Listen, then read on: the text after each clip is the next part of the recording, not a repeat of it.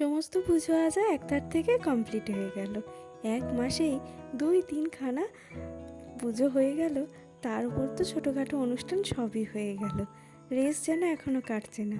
তো চলুন আরও একবার আমরা সেই পুজোর ভালো ভালো দিনগুলোর কথা মনে করি।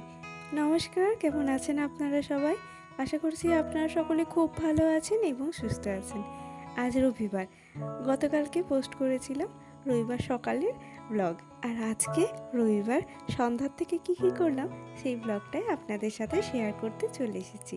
আজ ভূত চতুর্দশী। চোদ্দবাতি দেওয়ার নিয়ম অনেক জায়গাতেই আছে, আমাদের বাড়িতেও আছে এই 14 বাতি দেওয়ার নিয়ম।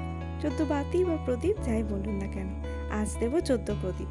অন্য বছর 14 বাতিই দিই, আজকে প্রদীপ দেব, কারণ এবারে প্রদীপ নিয়ে এসেছি। তাই সন্ধ্যাবেলায় খুব সুন্দর করে একটু সাজুগুজু করে নিয়েছি। তারপরে সন্ধ্যাটা আগে দিয়ে দিলাম।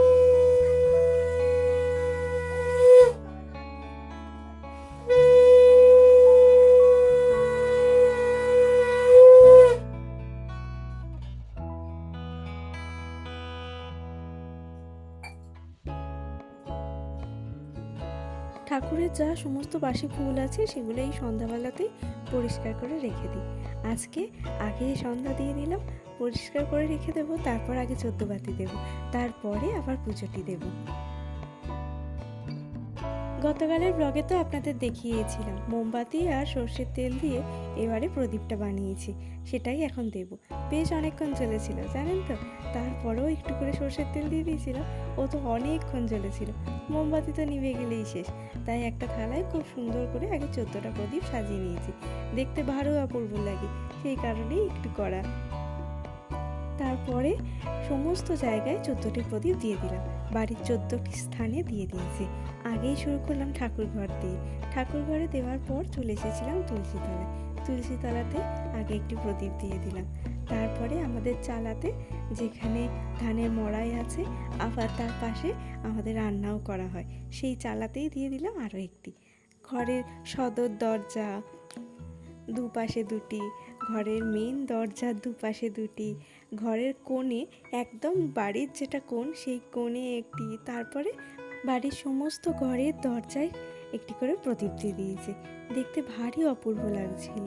কোথায় লাগবে টুনি বাল্বের আলো, কৃত্রিম আলোর কাছে এই আলো যেন অন্যরকম শোভা দেয়। এই ঘরে এই পাশে আর দিলাম না, কারণ এদিকে ধান আছে। আগুন ভারী খারাপ জিনিস, বলা যায় না, বাই চান্স কখন বিপদ ঘটে যায়, সেই কারণে আর দিলাম না। সমস্ত ঘরের দরজায় এক সাইডেই দিয়েছি, খুব সাবধানে দিয়েছি, যাতে কোনো রকম কোনো অসতর্কতাবশত কোনো দুর্ঘটনা না ঘটে। প্রদীপ সমস্ত দিয়ে দেওয়ার পরে কিছুক্ষণ আলোটা বন্ধ করে দিয়েছিলাম ঘরে। এই প্রদীপের আলোয় ঘরের রূপ যেন অন্যরকম হয়ে গেছিল, কি যে অপূর্ব দেখতে লাগছিল কি বলবো। মোমবাতি আলো একরকম, প্রদীপের আলো আর এক রকম, আর আমাদের এই কৃত্রিম আলো সে তো আর এক রকম। শুধু তো আমি না, কাকিমায়েরা, বৌদি, আমার যে ননদরা আছে, তারা প্রত্যেকে নিজেদের ঘরে দুয়ারে দুয়ারে মোমবাতি প্রদীপ সমস্ত কিছু দিয়েছিল, আর গোটা বাড়িটা এই প্রদীপের আলোয় যেন আলোকিত হয়ে উঠেছিল। আমার এখানে ঠাকুরের আসনটিও দেখুন কি ভালো লাগছে। চলুন ঘর থেকে একবার ঘুরিয়ে আনি। ঠাকুরের কাছে তো আগেই জেলে দিয়েছিলাম সেই মেলার থেকে কিনে আনা আমার কৃত্রিম মোমবাতিটি, তবে এটির আলো ভারী দেখতে ভালো লাগে। আর ঘরে যত আলো জ্বলা খেলনা ছিল সেগুলো সব জ্বালিয়ে দিয়েছিলাম, ভারী ভালো লাগছিল ঘরটা দেখতে। এখন বাজে রাত 8টা মতন, আর চলে এসেছি এবার রান্নাঘরে রাতে রান্নার ব্যবস্থা করতে। 14 প্রদীপ দেওয়া হয়ে গেছে, সন্ধ্যা চা পাঁপড় ভাজা খাওয়া হয়ে গেছে, এবার রাতের রান্নার পালা। চলুন রাতে কি রান্না করছি সেটাও আপনাদের সাথে শেয়ার করি। আজকে রাতের রান্নায় আছে কাঁচা কলা। কি ভাবছেন এই কাঁচা কলা দিয়ে কি করব? এত সুন্দর একটা রেসিপি তৈরি হবে, আপনি যদি কাউকে না বলে খাওয়ান কেউ ধরতেই পারবে না যেটা কাঁচা কলা। কাঁচা কলা, আলু, আর তাতে দিয়ে দিয়েছি একটু বেসন, নুন, হলুদ, কাঁচা লঙ্কা, স্বাদ মতন মিষ্টি আর ধনেপাতা। ব্যাস, এটা দিয়ে বেশ করে মাখিয়ে নেব। এরপর কড়াইয়ে তেলে ফোড়নে দিয়ে দেবো সামান্য একটু রসুন আর একটু পেঁয়াজের টুকরো।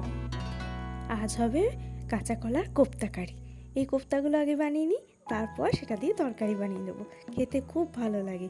কাঁচা কলা আর আলু যেটা মেখে রেখেছিলাম সেটাকে এই কড়াইয়ে সামান্য নেড়ে নেব।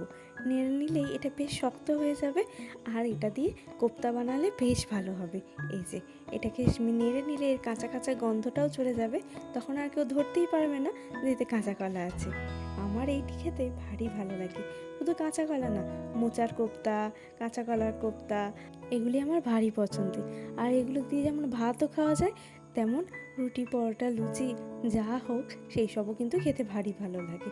আজকে আর আমার এতটি লাগবে না, তাই কিছু কোপ্তা বানিয়ে রেখে দেবো, আর কিছু কোপ্তা আজকে ভাজবো।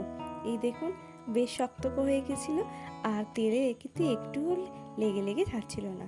হাই ফ্লেমে বেশ কড়া করে ভেজে নিয়েছি, কারণ এটা তো আবার তরকারিতে ফুটবে, তখন একদম ল্যাদল্যাদে হয়ে যাবে, তাই একটু কড়া করেই কিন্তু ভাজতে হবে। ওদিকে বড় পিসি এসেছে, তাই বড় পিসির জন্য নিয়ে যাচ্ছি এই যে একটু সস, আর এই যে আমার কাঁচা কলার বড়া। দেখি বড় পিসি বুঝতে পারে কিনা।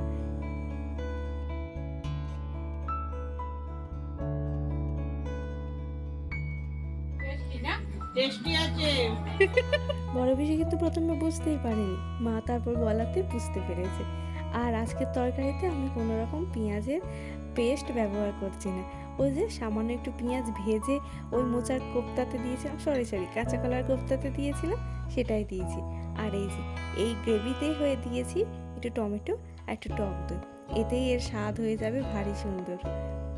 সব তরকারিতে তো আর পেঁয়াজ দিলেই ভালো হবে তা তো নয়, কিছু তরকারি পেঁয়াজ ছাড়া খেতেও কিন্তু বেশ ভালো লাগে। একটু বেশি করেই ঝোল রেখেছি, কারণ ওই যে বড়াটা তো অনেকটা ঝোল টেনে নেবে, তারপর সে কুবো হয়ে ফুলে যাবে। আর এখন বসিয়ে দিয়েছি মসুরির ডাল।